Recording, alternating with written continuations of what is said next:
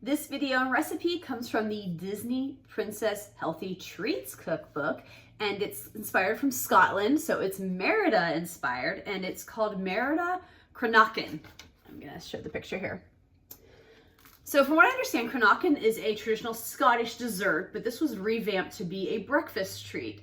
I've actually been to Scotland once before. I've never had Cranachan when I was there. I don't know if I even saw it on the menu, so I must have missed it at a restaurant or something.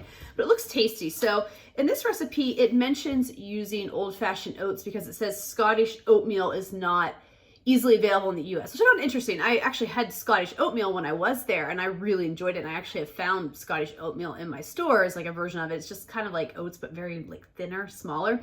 But anyway, I followed the recipe, which basically says you take the oats, you pulse them in a food processor, and then you add them to the stove to cook the oatmeal with a few other ingredients. And then you also make a raspberry jelly, and then you take some yogurt with some cream and whip together. And you can see from the picture here again, it's this layered dish that you have. It kind of has oats, it has yogurt, it has jelly, and it has raspberries. So this is what I'm getting ready to put together for breakfast this morning. All right, so I have my stovetop here that I'm just kind of showing you at this angle so you can see what I've got. I've got my oatmeal here, and it's on a low temperature, and it was just the pulsed oats with some water and a couple other ingredients. And back here, I've got my raspberries. So what I'm doing here is I took raspberries and water and one other ingredient, and I'm making a jelly out of them. So I'm just gonna use this wooden spoon I have here to kind of smash these down and let them simmer until they produce this liquid jelly. When it's done, I actually am supposed to put it back in the food processor to kind of really get it nice and more jelly or jam-like or whatever you wanna call it. This is actually not new for me. There's a pie recipe I like to make where I take berries, like raspberries, blackberries, strawberries, blueberries, and I actually put them in the saucepan with some sugar and a few other things and kind of smash them down to make this jelly that I put in the pie with fruits. It's really quite good. Now this will be a little bit different. This does not have sugar because it is the Healthy Treats cookbook. There's actually honey and maple syrup in this recipe to kind of add the sweetness to it. All right, let's let that cook.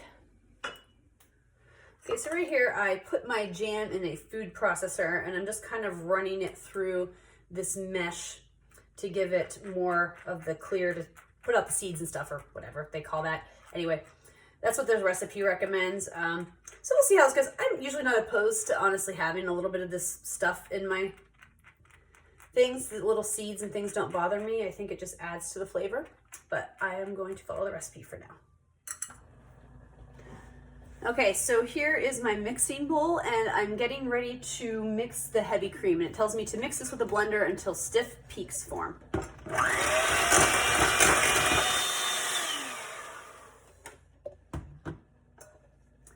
All right, there you go. Basically, you blend it till it's like a whipped topping.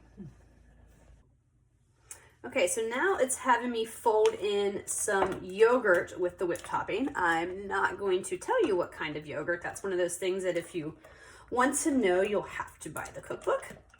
But I'm mixing this all together.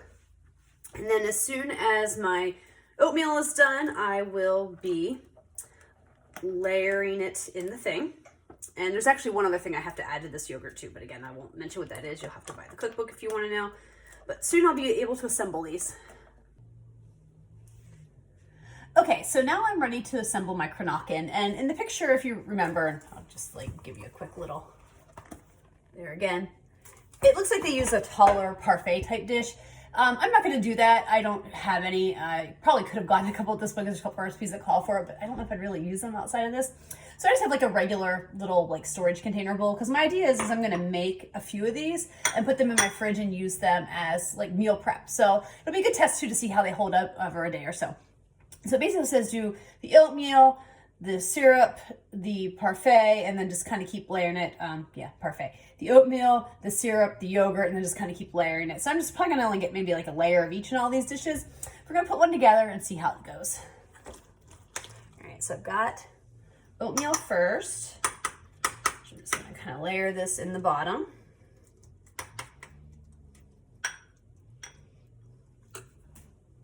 And I'm going to put some of the yogurt. So I should move this back a little bit so you guys can see it better.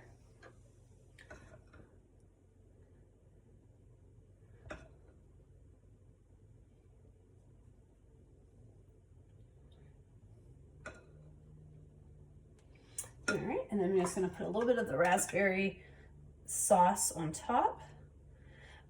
This didn't, you know, again, there's still quite a bit of seeds in this.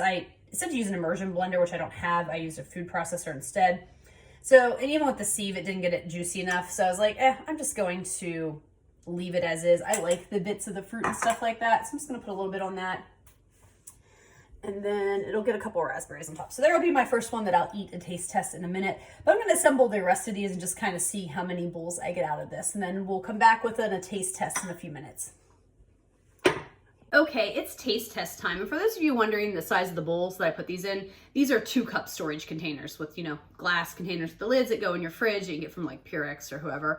I ended up getting like 4 more of these. So I thought this was good. You know, if I'm looking for something to meal prep for breakfast for the entire week, I love the idea of this because it basically lasted for the entire work week. So I'm excited I did this. So now let's give it a taste and see how it tastes.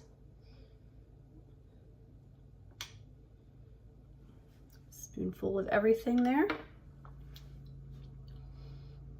Yeah, that's really quite nice. You know, I've had yogurt parfaits, you know, with like granola, which is basically oats and fruit and yogurt and things before. You know, I wasn't sure about the cooked oatmeal, how that would work, but I think it's actually really quite pleasant. But as usual, what I'm gonna do is I'm gonna eat this entire thing.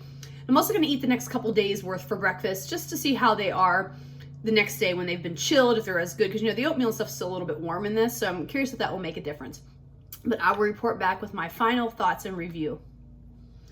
Final review on Merida's Cranachan. I think I'm saying that right. I kind of listened to it online now. I'm not sure if I'm pronouncing it correctly. But overall, I really enjoyed this dish. I thought it was a really nice breakfast dish to have in the morning. You know, I do try to eat healthier sometimes, and I'm working on that now.